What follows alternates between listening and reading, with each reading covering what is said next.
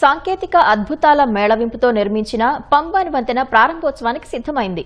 శ్రీరామనవమి వేళ ప్రధాని నరేంద్ర మోదీ రేపు మధ్యాహ్నం 12:45 జాతికి అంకితమివ్వనున్నారు.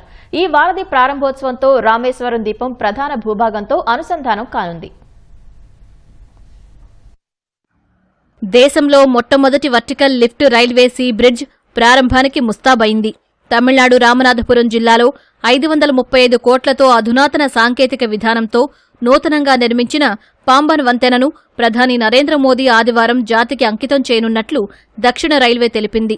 ఈ కార్యక్రమాన్ని శ్రీరామనవమి రోజున మధ్యాహ్నం 12:45 సమయంలో పంబన్ నుంచి రిమోట్ పద్ధతిలో వంతెన వర్టికల్ లిఫ్ట్ మెకానిజాన్ని ప్రధాని మోదీ ప్రారంభిస్తారు. అనంతరం రామేశ్వరం నుంచి తాంబరానికి ప్రత్యేక రైలు పరుగులు తీయనుంది. తర్వాత బహిరంగ సభలో పాల్గొననున్న ప్రధాని 8,300 కోట్ల విలువైన నేషనల్ హైవే ప్రాజెక్టులకు శంకుస్థాపన, ప్రారంభోత్సవాలు చేయనున్నారు. ఆ తర్వాత రామేశ్వరం ఆలయాన్ని సందర్శించి జ్యోతిర్లింగాల వద్ద ప్రధాని మోదీ పూజలు చేస్తారు.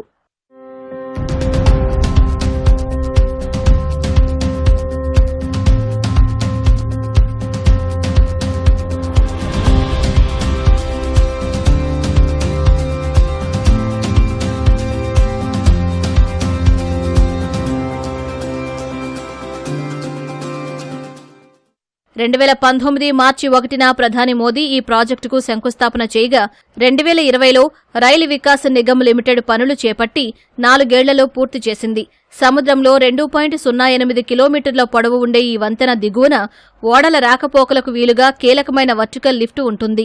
2.08 కిలోమీటర్ల వంతెనలో 99 దిమ్మెలు 18.3 మీటర్ల పొడవుతో నిర్మించారు. ప్రపంచంలోనే రెండో అతి ఎక్కువ తుప్పుపట్టే ప్రాంతంగా పేరున్న పాంబన్ తీరంలో వర్టికల్ లిఫ్ట్ రైల్వే బ్రిడ్జికు తుప్పు పట్టకుండా తగిన జాగ్రత్తలు తీసుకున్నారు. ఈ నిర్మాణాలపై 3 పొరలుగా పాలీసిలోక్సెన్ పెయింటింగ్ పూత వేశారు. ఫలితంగా 58 ఏళ్లు బ్రిడ్జి తుప్పు పట్టదని నిపుణులు తెలిపారు. చిన్న చిన్న మరమ్మతులతో 100 ఏళ్ల వరకు ఎటువంటి ఇబ్బంది ఉండదన్నారు.